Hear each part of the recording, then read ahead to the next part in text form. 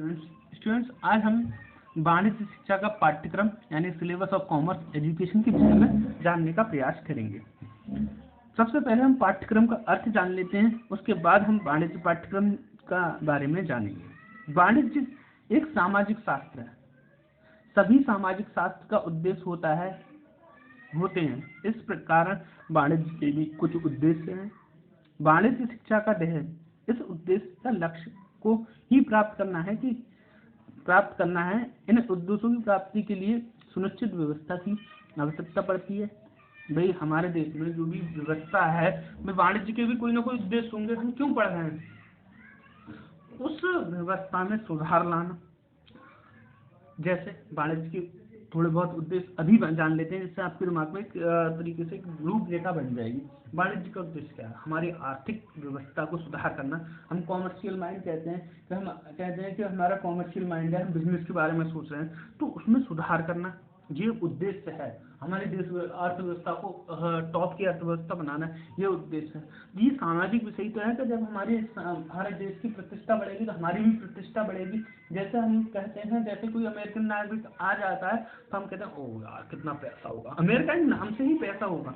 और जैसे ही हम इंडिया और पाकिस्तान के बारे में बात करते हैं, यार गरीब कंट्री है, यहाँ पे के लोग थोड़े गरीब ही होते हैं। और जैसे ही हम कहते हैं हमारे देश में, जैसे हमारे देश की जो संस्कृति थी इतनी महान थी कि अतिथि देवो भव, तो जैसे ही हमारी संस्कृति का नाम आता है तो हम कहते हैं हमारे देश में कितनी अच्छी संस्कृति है। तो ये जो उद्देश्य है संस्कृति वाला, ये हमारा सामाजिक उद्देश्य तो है ही है, मगर कॉमर्शियल उद्देश्य नहीं है। हमारे नाम है नंबर 1 क्या है? हम अतिथि देवो भव पर विश्वास करते हैं। हमारे देश में कोई अतिथि आता है उसका सम्मान करते हैं, परंतु इसमें भी हमारी एक तरीके से कहा जाए छीण हो चुकी है इस व्यवस्था को। विदेश से फॉरेन व्यक्ति आते हैं, वो कहीं ठगा महसूस करते हैं। हम अपने कहा जाए किस तरीके से थोड़ा बहुत अपने जो सामाजिक और परंपरागत अच्छी नीतियाँ थी हम भूल रहे हैं उन चीज़ों को। तो हमें अभी केवल उस चीज़ पर नहीं रहना है, हमें कॉमर्स पे ही रहना है। तो हमारा उद्देश्य क्या है? अपनी आर्थिक व्यवस्था को सही करना और देश की आर्थिक व्यवस्था को सही करना।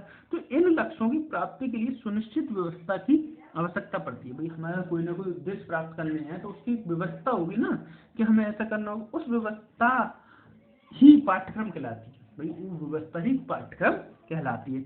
निश्चित पाठ्यक्रम के अभाव में लक्ष्य की प्राप्ति असंभव है। जैसे भाई आप लोग बीएड कर रहे हो तो आपका जो सिलेबस है, आप लोग देखोगे तो उस सिलेबस को इस तरीके से बनाया गया है, इस तरीके से संगठित किया गया है, उस तरीके से व्यवस्थित किया गया है कि आप जब विद्यालय पास आउट हो गए, महाविद्यालय से बीएड का डिग्री लेके निकलोगे, तब आप ये अनुभव करोगे कि हम बच्चों की साइकोलॉजी जान चुके हैं। जैसे हमने पहला पेपर होता है चाइल्डहुड एंड ग्रोइंग अप, उसमें हम क्या देखते हैं? अवस्थाएं देखते हैं कि बच्चे क्या क्या कौन कौन शैशव अवस्था है, बाल अवस्था है, किशोर अवस्था है, उनमें क्या क्या वो कर सकता है, क्या क्या सोच सकता है, आपको पता होगा। उसमें वो सिद्धांत पढ़े होंगे, आपने कभी इरिक्सन का पढ़ा होगा, कभी आपने सिगमंड फ्राइड का पढ़ा होगा। ये सारी सिद्धांतों के आधार पर आपने देखा होगा कि बच्चे में क्या क्या प्रवृत्तियां पाई जाती हैं और वो कैसे कैसे सीखेगा, उसमें देखिए। उसके बाद कंटेम्प्रेरी इंडिया एंड एजुकेशन में देखा कि पहले शिक्षा की प्रणालियाँ कैसी रही हैं, अंग्रेजों ने कैसे पढ़ाया, वैदिक काल में कैसे पढ़ाया, बौद्ध धर्म में कैसे पढ़ाया। उसके बाद दर्शनों के बारे में जानोगे कि भाई हमें पढ़ाना किस तरीके से चाहिए। सब दर्शन ने अपनी अपनी बात रखे हैं, तो हम सबको एक कॉकटेल तरीके से समझ के अच्छी व्यवस्था पर लागू करते हैं। ठीक उसी तरीके से आपने इस तरीके से चीज़ें लैंग्वेज एंड करिकुलम, हमें लैंग्वेज में किस तरीके से बातें करनी है, और जेंडर और स्कूल और सोसाइटी के बीच में किस तरीके से डिफरेंस करके अपने बच्चों को पढ़ाना चाहिए, टीचिंग करना सिखाया गया। तो उससे आपको लगेगा हाँ, हम एक तरीके से हमें अपॉइंट नहीं किया गया है, परंतु हम शिक्षक हैं, हमें बच्चों की साइकोलॉजी पता है, बच्चों को पढ़ाएंगे तो वो अच्छे सीखेंगे। तो उसी तरीके से वाणिज्य का भी कोई ना कोई पाठ्यक्रम होगा। ठीक, तो उसको जानना ही एक लक्ष्य बनाना ही कि भाई ऐसे ही वाणिज्य का कोई पाठ्यक्रम होगा, तो इस पर चलकर ही हम देश का विकास कर सकते हैं। ठीक, अब बात करते हैं पाठ्यक्रम क्या है। पाठ्यक्रम अंगल मतलब अंग्रेजी भाषा का कैरिकुलम शब्द का अनुवाद है। कैरिकुलम शब्द लेटिन भाषा का अंगल भाषा में आया है। लेटिन भाषा में कैरिकुलम का अर्थ होता है दौड़ का मैदान। इस अर्थ से शिक्षा का पाठ्यक्रम का अर्थ हुआ शैक्षिक उद्देश्यों की प्राप्ति करने का समाधान एक मार्ग है, यानी कि एक दौड़ का मैदान है, उस पर हम दौड़ेंगे तभी हम अपने उद्देश्यों को प्राप्त कर पाएंगे। यदि पाठ्यक्रम में शैक्षिक दौड़ के मैदान के रूप में लें तो कह सकते हैं कि विद्यार्थी दौड़ने वाला व्यक्ति है, पाठ्यक्रम वह मार्ग है जिसके अनुसार उसे दौड़ना है, और शैक्षिक पथ प्रदर्शक है, यानी कि उसके अकॉर्डिंग वो दौड़ेगा तब वो अपने लक्ष्य को प्राप्त कर पाएगा। क्लियर, समझ में आ गई होगी। अंग्रेजी पाठ्यक्रम जो है कैरिकुलम शब्द से बना है, जो आंग्ल भाषा का है, जिसे लैटिन भाषा से लिया गया है, और जो कैरिकुलम शब्द का मतलब है मैदान का, दौड़ का मैदान। और इसी तरीके से हम कह सकते हैं शाब्दिक रूप में कि जो पाठ्यक्रम है वो एक तरीके से शैक्षिक पथ प्रदर्शक है, जिसमें हम दौड़ते हैं और उस दौड़ को सही तरीके से करेंगे तो हम उद्देश्यों को प्राप्त कर सकेंगे। अब हमारा उद्देश्य हो जाता है वाणिज्य पाठ्यक्रम के निर्माण करने के मूल सिद्धांत। भाई हमें वाणिज्य के जो सिद्धांत हैं उसमें जो पाठ्यक्रम का निर्माण करना है तो उसका सिद्धांत क्या हो सकते हैं। तो पहला हो सकता है प्रेरणा का सिद्धांत, प्रिंसिपल ऑफ मोटिवेशन। पाठ्यक्रम ऐसा होना चाहिए जो वाणिज्य का जो हमें मोटिवेट करे कि यार जैसे हमारा जो पाठ्यक्रम बनाया जाए कि हम अमेरिका से पूछे क्यों, हमें अमेरिका को हराना है, मोटिवेटेड हो कि आज हमें इतना करना है, हमें इतना पैसा कमाना है, यहाँ पर हमारी कमी रही है। इस तरीके का पाठ्यक्रम हो जो हमें मोटिवेट करे, हमें वो उद्देश्य तक ले जाने के बारे में बात करे। क्लियर।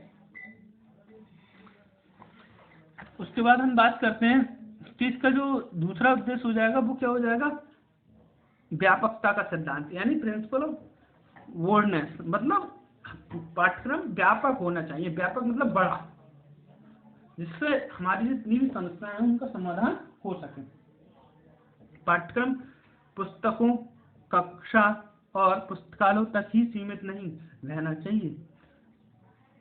वाणिज्य विषय का ज्ञान का अर्जन करना केवल पुस्तकों तथा शिक्षा विधि तक ही सीमित नहीं रहना चाहिए, जैसे परिभाषा में पहले ही व्यक्त कर दिया गया है।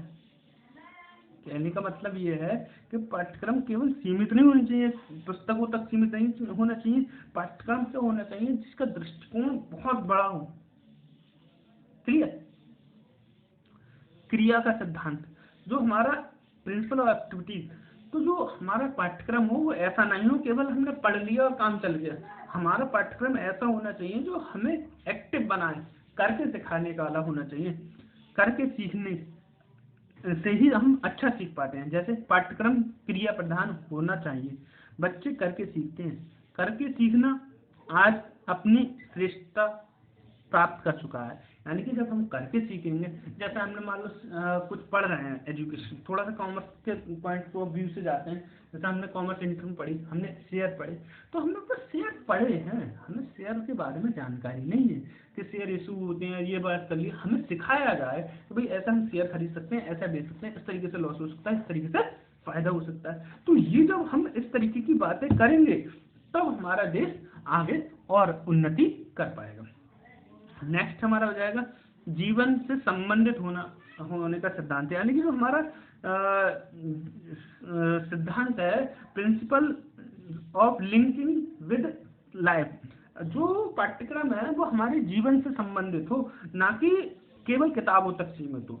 छात्रों में किसी विषय के प्रति रुचि उत्पन्न करने के लिए तथा उसको जानने के लिए और आकर्षित करने के लिए यह आवश्यक है पाठ्यक्रम उससे जीवन को सीधा टच करे तभी उसको प्रेरित होना मिलेगी, अन्यथा के रूप में वो प्रेरित नहीं होगा।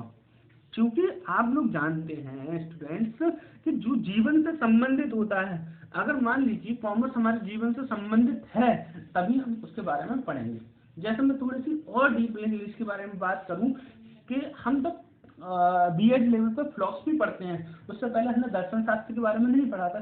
तो जो लोग दर्शन को समझना चाहते हैं वही लोग समझ पाते हैं, वरना दर्शन को कम लोग समझते हैं, क्योंकि वो जीवन से संबंधित तो है मगर कभी भी उसे शुरू से समझाया नहीं गया। हमारे के लिए जीवन से संबंधित उसे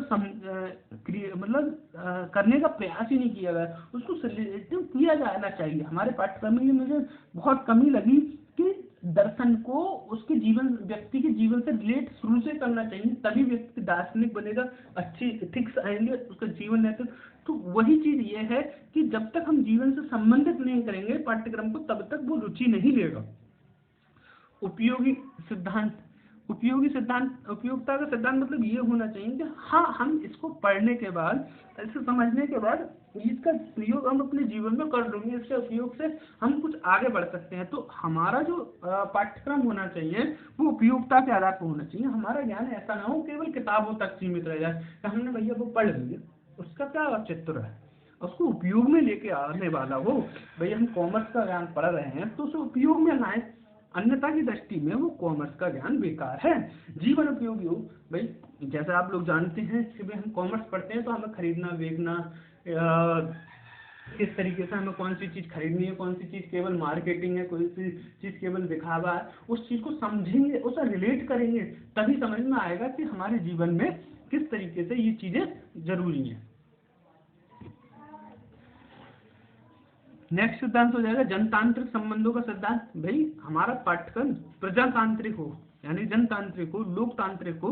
हमारा पाठ्यक्रम ऐसा ना हो केवल हम तक सीमित हो।